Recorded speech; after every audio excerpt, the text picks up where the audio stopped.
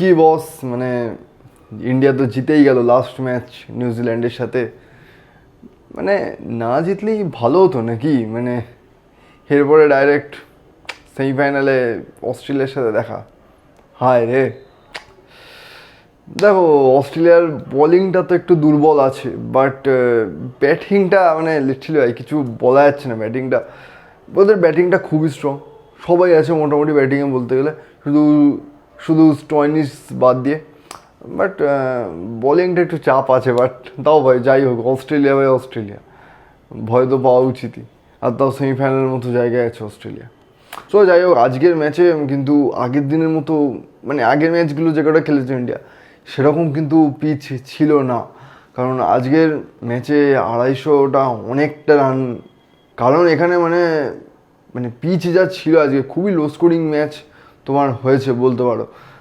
আর ওদিকে ইন্ডিয়ার একটাই চেঞ্জ করেছিল আজকে, যেটা হলো তোমার হর্ষিত রানাকে বসে বরুণ চক্রবর্তী ঢুকেছে। ভাই মানে বরুণ চক্রবর্তী একটা ম্যাচে চান্স পেলো, মানে পুরো দেখিয়ে দিয়ে গেল ভাই। যেন মানে বলছিল যে তুমি ভুল করেছো এতদিন আমাকে প্লেইং ইলেভেনে না নিয়ে। সো যাই হোক, মানে যথেষ্ট ভালো বল করেছে ভাই, 5টা উইকেট, দারুণ দারুণ। সো যদি এরকম পিচ থাকে সামনের ম্যাচ, মানে সেমিফাইনাল বলো ফাইনাল বলো, সো তখন কি ইন্ডিয়া কি সেম প্লেইং ইলেভেন রাখবে কি মনে হয়? আর যদি ধরে নাও পরবর্তীতে আমি নর্মাল পিচ হলো, ঠিক আছে, সো তখন যদি হর্ষিত রানা ঢোকে, তাহলে কি কুলদীপের ওপরে ভাবা হবে বরুণ চক্রবর্তীকে? কি বলছো? সো সামনের ম্যাচে যদি এরকম অস্ট্রেলিয়ার সাথে এরকম পিচ থাকে, তো ভাই ওদিকে জাম্পা আছে আর এদিকে তোমার আজকে আমাদের সব স্পিনারই মোটামুটি ভালোই বল করেছে। সো একটা হবে, কিছু তো একটা হবে ভাই সামনের ম্যাচ। শুধু এখানে ইন্ডিয়ার একটা মানে পজিটিভ পয়েন্ট বলতে পারো, যেটা কোনো টিমের নেই লিটারালি চ্যাম্পিয়ন্স ট্রফিতে, সেটা হলো ইন্ডিয়া একটা সিঙ্গেল মাঠে খেলে যাচ্ছে। সো এর ফলে মানে এই মাঠে মানে নেচার বা পিচ বলো বা এইগুলো বুঝতে, মানে ইন্ডিয়ার জন্য এটা একটা খুবই পজিটিভ পয়েন্ট। কোনো জায়গায় কোনো ট্রাভেল করতে হচ্ছে না, কিছু না, তোমার যা ম্যাচ করছি একটাই মাঠে, সিঙ্গেল মাঠে ম্যাচ।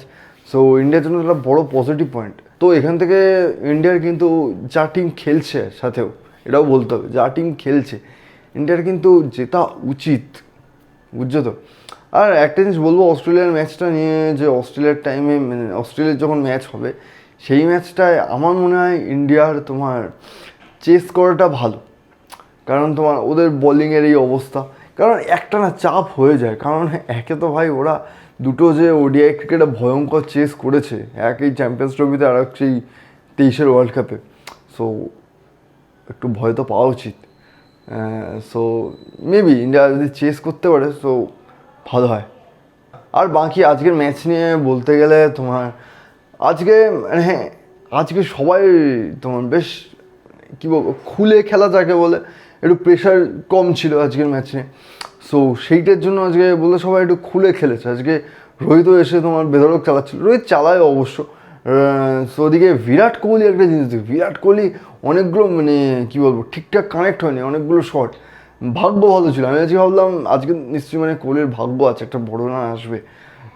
কারণ তোমার ফার্স্টে দুটো সোজা শট মেরেছিল, ওটাও তোমার ঠিকঠাক মিডিলে হয়নি ব্যাটে। প্লাস তোমার ওইদিকে একটা আউট হওয়ার আগের বল একটা 4 গেছিলো, খেলতে গেছিলো লেগ সাইডে, কানায় লেগে মানে বল ওদিকে তোমার মানে অফ সাইডে আর কি চলে গেছিলো 4। তারপরে ভাই গ্লেন ফিলিপস, ভাই নমস্কার ভাই নমস্কার ভাই। ওই একমাত্র মানুষ আছে ভাই আমার যেটা মনে হয় না, বিনা কোনো মানে দড়ি ফড়ি বা এইসব রিলেটেড সাহায্যে, বিনা কোনো পাখনার সাহায্যে ওই একটা মানুষ আছে ভাই পৃথিবীতে ভাই যে উঠতে পারে। এটা কি ভাই, এটা কি, মানে এরকম ক্যাচ গ্লেন ফিলিপসের হাতের মোয়া ভাই। এটা হারিস রফের ধরেছিল তোমার পাকিস্তান নিউজিল্যান্ডের ম্যাচে, হারিস রফের সরি রিজওয়ানের সরি সরি রিজওয়ানের একটা ক্যাচ ধরেছিল ওই ভাই। এটা তো আরও বেশি খতরনাক, বিরাট কোহলি একদম ঠিকঠাক বল পেয়েছিল, ব্যাটও ঠিকঠাক কানেক্ট হয়েছে, চালিয়েছে, গুলির বেগে গেছে ভাই, গুলির বেগে বল, সেই বল ক্যাচ করে নিচ্ছে ভাই। এ কী মানুষ ভাই, এ কী ধরনের মানুষ এটা? লেভেলের ক্যাচ ভাই, লেভেলের ক্যাচ। মানে এটা এটা maybe catch of the tournament ভাই হতে পারে, হুনোস। আগের দিনে এঙ্গিডির ক্যাচটা দেখে মনে হয়েছিল মেবি এটা তোমার ক্যাচ অফ দ্য টুর্নামেন্ট হতে পারে। সেখানে তোমার আজকের এই ম্যাচটা ভাই ভাই।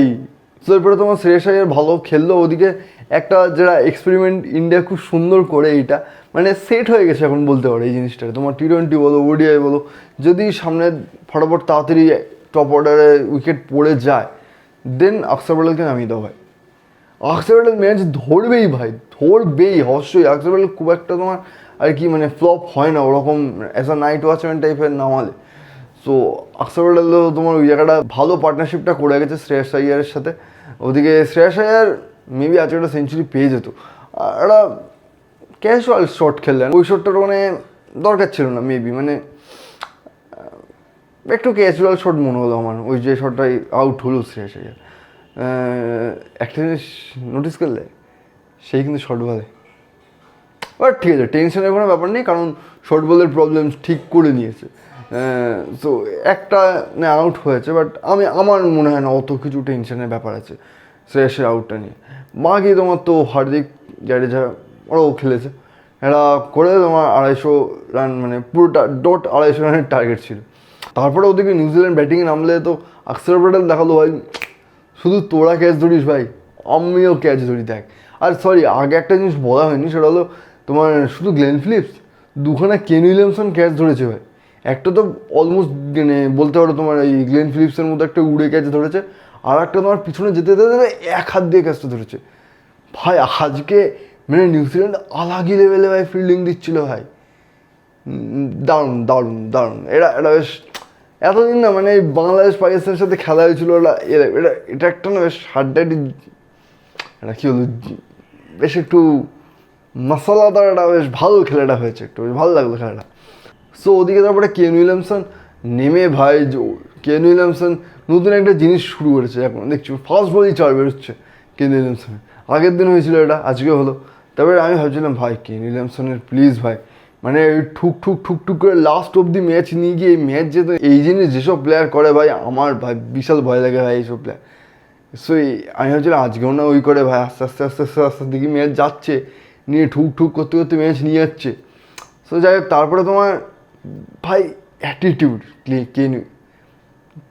তারপরে ভাই অ্যাটিটিউড ভাই কেন উইলিয়ামসনের ওটা ব্যাপক ছিল, ব্যাপক। মানে আসলো, স্টেপ আউট করলো, বুঝে গেছে বল পিছনে কিপারের হাতে, না তোমার ব্যাট ফেলার চেষ্টা করলো, না পিছন ফিরে তাকালো, আসলো, বুঝলো যাই বেরিয়ে গেছে, নিল, বেরিয়ে গেল।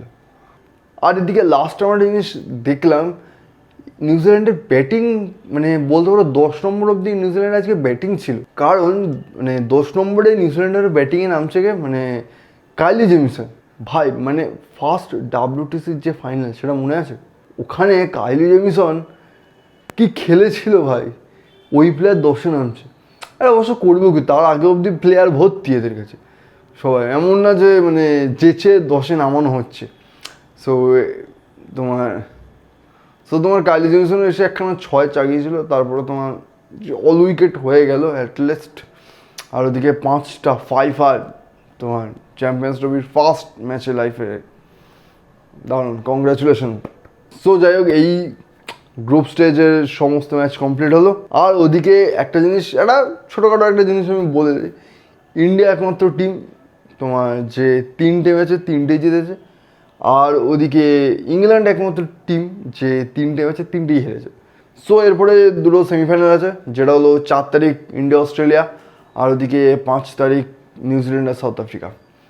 তারপরে তো ফাইনাল আছে, দেখা যাক দুটো সেমিফাইনালে কী হয়। সো যাই হোক, এই ছিল আজকের ভিডিও, আসছি তোমার সাথে নেক্সট ভিডিওতে। তো আজকের মতো বাই, আর প্লিজ সাবস্ক্রাইবটা করো।